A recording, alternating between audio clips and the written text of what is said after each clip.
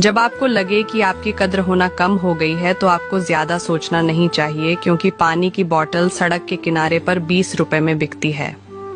वहीं पानी की बोतल 5 स्टार होटल में 50 रुपए में बिकती है और वही पानी की बोतल एयरपोर्ट पर 100 रुपए में बिकती है। वहीं पानी की बोतल वही ब्रांड, लेकिन जगह बदलने पर पैसा बढ़ जाता है। इसलिए जब आपकी कद्र होना कम हो जाए तो उस जगह को बदल डालिए, क्योंकि हर जगह सेम